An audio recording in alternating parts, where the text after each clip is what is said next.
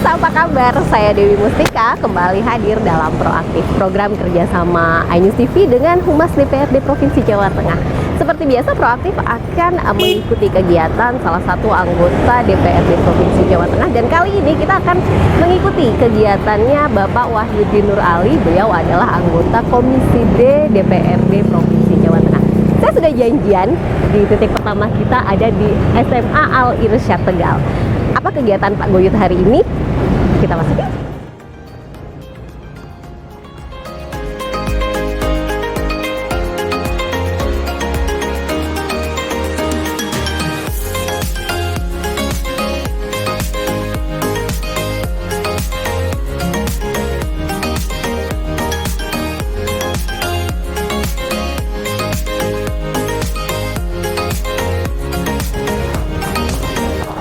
Selamat pagi Bapak-bapak, Pak Goyut, apa kabar Bapak? Semua ya. Alhamdulillah, saya aman ya, Semarang ya. Alhamdulillah aman. Saya boleh duduk Pak? Boleh.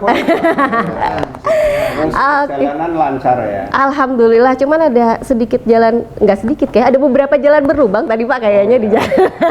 Ya ini ya kebetulan kami dari Komisi D kan agak paham. Nah, Jalan-jalan kita ini kan kalau hujan ya dampaknya mesti lubangnya banyak. betul. Itu memang nggak tahu ya, karena kata Pak Bu Ising biasa ngerjain hujan ini bukan hanya karena hujan juga, karena memang volume kendaraan sekarang ya luar biasa.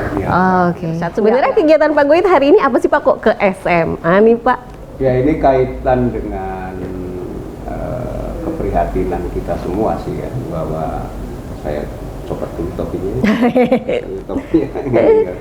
Jadi gini, angka kecelakaan di Jawa Tengah itu kan tinggi banget. Iya. Yang paling tinggi data dari beliau, Mas Andri, itu korbannya kebanyakan adalah dari usia milenial. Oke. Ya, dari usia milenial ini banyak yang menjadi korban. Ini kan sangat memprihatinkan kita. Mereka kan generasi yang kita harapkan ya, kita harapkan untuk menjadi pengganti generasi kita. Yang ke depan itu harus kita jaga, negara kita itu tergantung pada mereka. Betul sekali.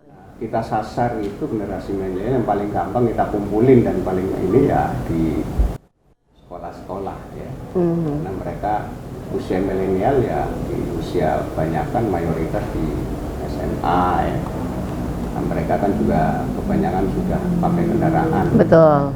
Kalau kita berbicara usia-usia, tadi Bapak juga sedikit menyinggung usia mereka mungkin adalah yang lagi seneng-senengnya berkendara gitu Pak. Senang bergaya. Ah betul Pak. Jadi gini, kita mencoba untuk memberi kesadaran, ya, mengedukasi sih. Kalau larangan tuh wilayahnya nanti polisi, ya. Bisa larang juga orang tua. Kita hanya memberikan sebuah kesadaran bahwa mereka sangat penting bagi bangsa ini. Sangat sia-sia kalau mereka menjadi korban ketidaktahuan ya. Nah itu, jadi kita lebih semaksimal mungkin tidak memberikan mereka larangan. Kalau larangan tetap biasa ngumpet-ngumpet aja. Betul Pak, semakin dilarang makin penasaran biasanya. Tapi kalau kesadaran apapun pasti dia akan kerjakan, karena mereka sadar betul bahwa nyawa mereka terancam. Kalau kita berbicara rata-rata usia sekolah ya, tingkat kesadaran mereka khususnya mungkin di dapilnya Pak Goyut nih. Ya angka persisnya kita nggak bisa menilai seperti itu, berapa persen sih yang sadar. Tapi apakah betul mereka itu bahwa saya harus melakukan ini karena memang saya tahu resikonya gitu. Jadi itu yang kita bangun. Berapa persenkah ya, saya pikir kalau mereka diberi visualisasi ya, ada gambar-gambar seperti apa yang terjadi kecelakaan, itu mereka akan teringat minimal. Oke. Ya, mudah-mudahan ini program yang sangat bagus. Kita nilai angkanya nanti bisa kita lihat di tahun 2023 ini ya. Ada ini kan kita mulai 22 udah mulai, 23 nanti di tahun 24 kan trennya seperti apa? Seperti apa? Oke. Terutama di dapil kita. Iya. Oke, kita akan segera ini ya ke TKP ya. Oke deh. Dulu nih. Oke. Teman-teman. Kita ikutin Pak Goyut.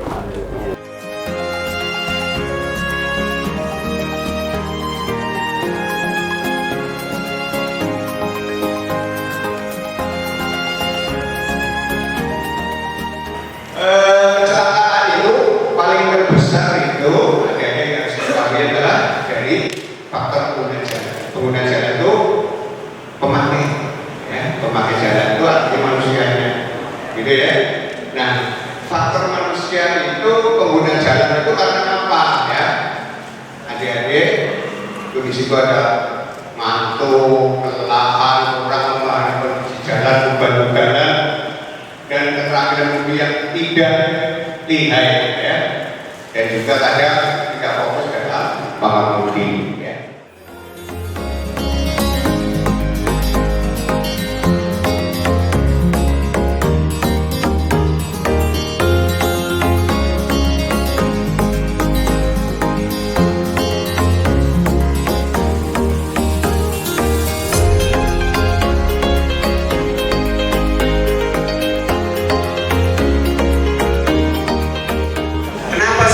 Pemerintah turun tangan, DPR-nya turun tangan, prioritasnya malah bocah sekolah lah. Apa? Anu apa? Gitu. Kalau sih, ini apa sih? Problem di Jawa Tengah, ini terutama di Sub, itu angka kecelakaannya tinggi. Paham? Angka kecelakaan di Jawa Tengah itu tinggi, tidak hanya di Jawa Tengah, di Indonesia. Tapi karena usia milenial ini menjadi korban terbesar, maka dinas itu sangat berkepentingan pemerintah agar usia milenial ini diberi edukasi, ya, karena penting usia generasi kita ini, bangsa kita ke depan itu kan terlihat. Brebes mau kayak apa, Brebes mau maju apa tidak, ya. Jawa Tengah mau maju apa tidak, Indonesia ya pada generasi milenial. Kami tidak berharap generasi milenial ini malah menjadi korban, gitu.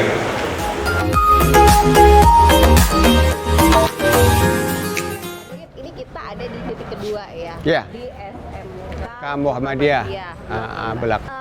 Dari dua sekolah tadi yang udah kita datengin, antusias teman-teman sekolah sendiri setara SMA itu seperti apa Pak menurut Pak? Ya, sementara mereka welcome banget lah ya. Dari mulai murid juga seneng ya kan. Karena mereka selama ini kan nggak pernah diberikan suatu pendidikan tentang lalu lintas, tentang resiko berkendaraan dan lain-lain. Mereka juga seneng karena ini dilakukan juga pas pada waktu jam pelajaran yang tidak mengganggu penting, karena yang diatur oleh kepala sekolah sama guru-gurunya. Kita kan permisi dulu ya, ini merupakan pendidikan juga. So Jadi far, Pak, kalau yang dari Bapak amati teman-teman usia seperti ini gitu ya, aspirasi yang sebenarnya mereka ingin ungkapkan, khususnya mungkin di dunia perpolitikan ya, mungkin juga berkaitan dengan komisi D, seperti apa Pak? ya yang berkaitan di Komisi D itu sebenarnya banyak sekali hal-hal yang bisa dieksplor ya, tentang tidak hanya keselamatan, tetapi kan ada hal-hal lain yang kita memang ada SKPD yang menjadi partner kita, ya. Biasanya kan tentang lingkungan hidup. Nah, edukasi lingkungan hidup itu juga sebetulnya sangat penting, tidak hanya keselamatan, tapi bagaimana pola hidup mereka sehat, ya, lingkungan hidup mereka jaga, sehingga kawasan-kawasan yang mereka tempati itu menjadi sehat ya. Kalau tadi kan kita bicara tentang selamat, nah, tetapi hidup sehat dari lingkungan mesti harus ada sebetulnya ya, edukasi tentang pendidikan lingkungan hidup ya. Itu bisa kita masuk ke wilayah SKPD kita ya, TAPD kita. Terus dinas yang biasanya kita langsung ke mereka tidak ya, karena itu berkaitan dengan energi listrik gitu. Nah ini kan biasanya orang tua mereka yang kita bantu. Tapi bagi mereka juga kan ada orang tuanya ya, barangkali orang tuanya tidak mampu, mereka bersekolah sehingga lebih pintar. Nah mestinya kita juga jangan segan masuk ke wilayah sekolah itu dalam rangka bagaimana mereka memperoleh manfaat dari listrik murah ya, yang menjadi program yang bisa dibantu oleh pemerintah kepada masyarakat yang kurang mampu. Nah, Oke, gitu. next kita habis ini mau kemana lagi Pak? Kita ke Balai Desa Grinting namanya, Bulakamba. Oke, kita ke sana. Agak deket kok ini ya. Siap, Oke. yuk.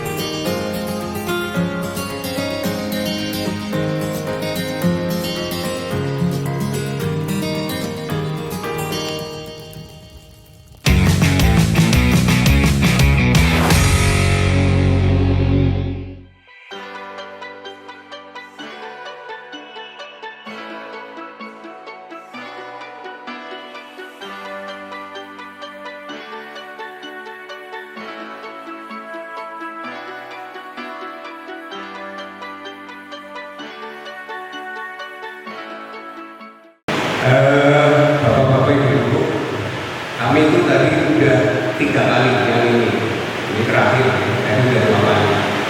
2 kali itu menyisir sekolah, ya, jadi SMK, SMA Aliuset juga, terus SMK Muhammadiyah Bulakamba. Nah ini hari ini di 2 porsinya memang belajar yang kita utamakan, bukan berarti bapak-bapak utama gitu, tapi kita prioritaskan karena ada satu hal yang penting supaya apa? Kita bangun kesadaran agar mereka itu merupakan aset yang sangat berharga bagi bangsa ini, bukan hanya orang tua, bagi bangsa. Maka orang tua ini penting peranannya untuk supaya mencegah kecelakaan itu semakin ditekan. Bapak-bapak Ibu, ada satu hal yang tadi saya ingin singgung, kebetulan tentang infrastruktur.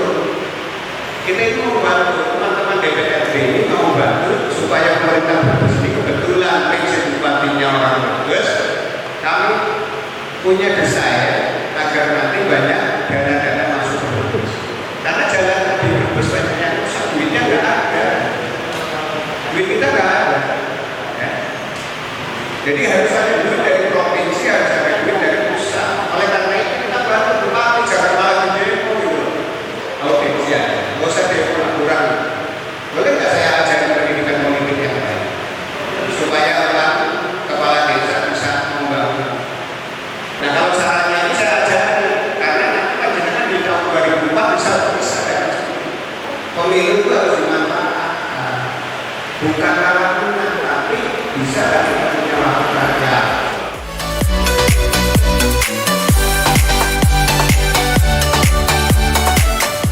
Oke Pak Goyet, tadi ini adalah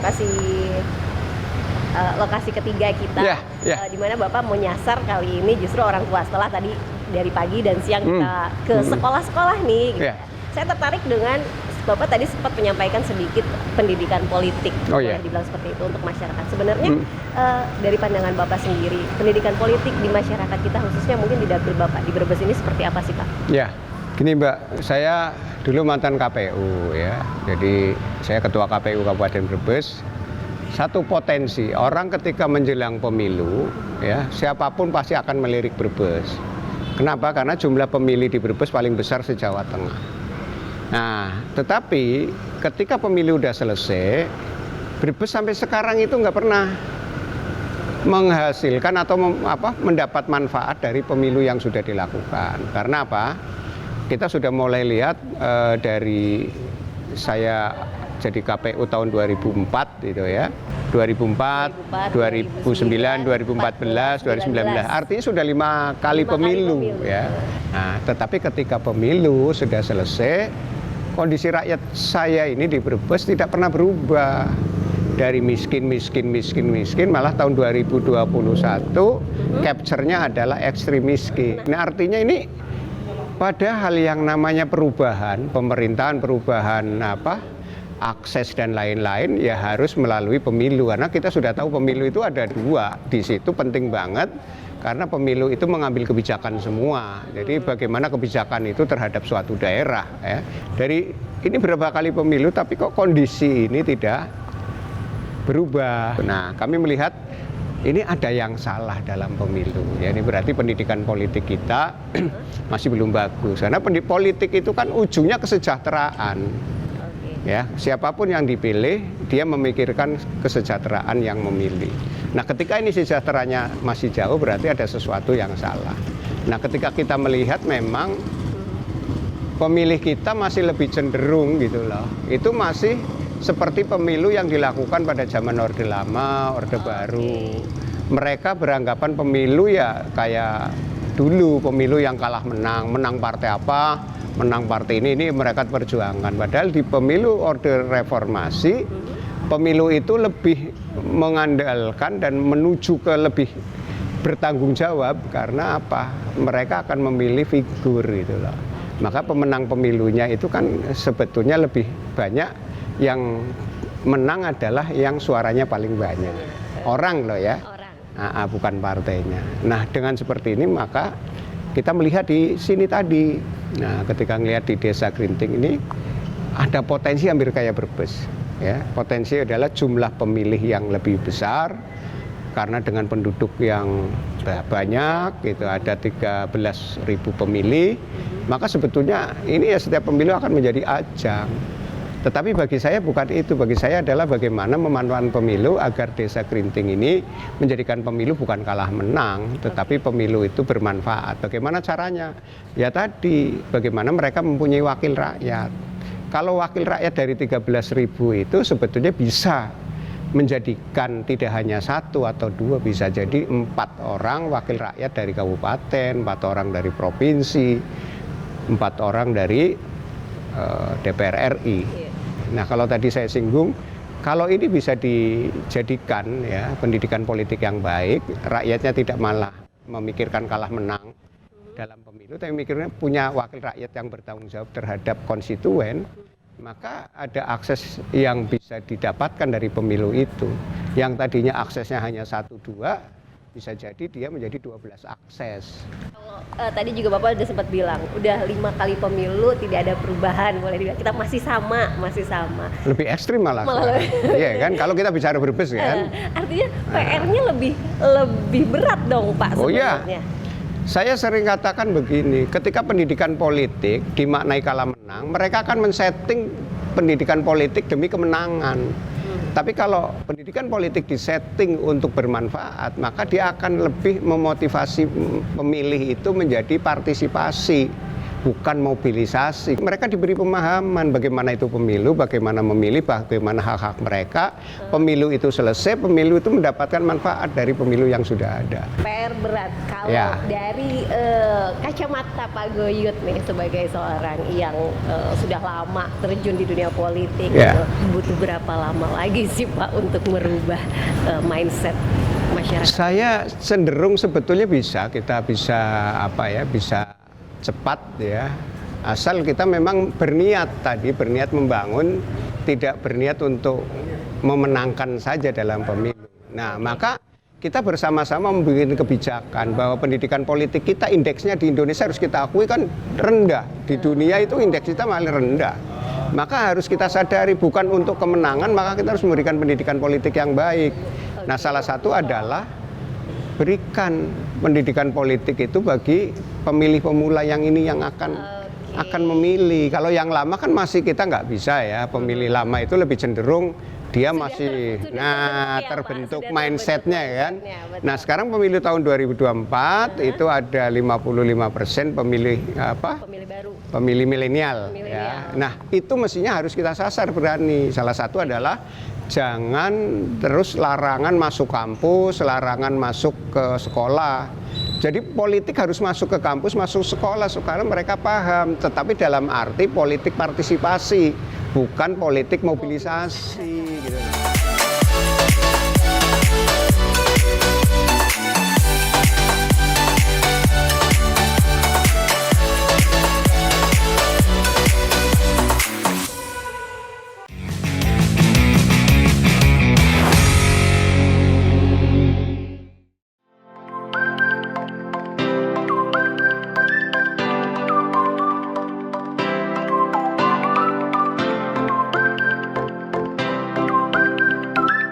pemirsa di sela-sela kegiatan Pak Guyut sempat mengajak kita mampir nih ke sini. Boleh diceritain Pak, ini tempat istimewa sepertinya buat Pak Guyut.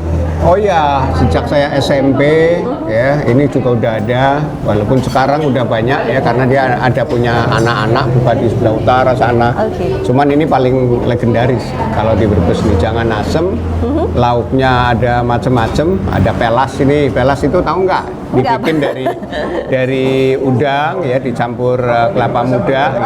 Nah, namanya pelas kalau di sini. Iya. Terus ada telur ikan nih, telur ikan, ada jamur ya, ada tahu ya, ikan belanak itu. Ada udang juga di sana. Nah, ini khasnya itu nasi sama pecak, itu namanya pecak ikan. Oh, Ya. Nah, oke. itu nanti ini pecak ikan nih. Ya, ini ikan manyung ya. Ada yang peh, ada yang manyung gitu ya. Terus menunya udah ready semua ya. Ada ikan mujair ya, ada mirong ini terkenal juga. Lengkap nih. banget mejanya aja udah lengkap banget Yang ya. sudah pete itu ada pete Oke. ya, yang suka pete.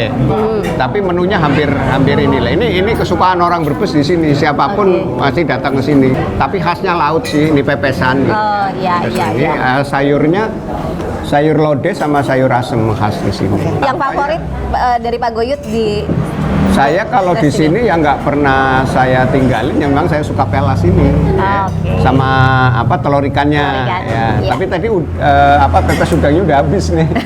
Nah, suka juga saya, suka juga, ya. Cuman udah habis. Ini Oke. sama Pak Pui paling seru soalnya itu kalau di Brebes acara ya pasti kesini. selalu kesini ya untuk memperkenalkan Iya, juga kalau- khasnya Brebes iya. kepada teman-teman yang Ini lain. makan siang ya, kalau makan siang. Kalau sore dia kan tutup tuh jam 4. Oh, Nah, oke. menunya berubah nih. Tapi Bukan di sini, Oh, oke. menu yang Brebes terkenal gitu ya. Nanti kalau dari Jangan Asem namanya itu ya. Nanti kalau malam kupat blengong. Oh, karena hidangannya Pak Guyut juga sudah Ya. tersedia, monggo kita cicipin ya Kita Pak ya. santap. Ini Oke. pelas seperti ini nih. Iya. Pelas nih, ya. Iya. Enak nih. Nah, kalau ini telur ikan. Nah, ini telur ikan nih. Jarang kita, yang biasanya ada tuh paling banyak biasanya ini. Pepes udang tapi teh ya, Mas. Iya, udah. Teh kan ya, laris ya.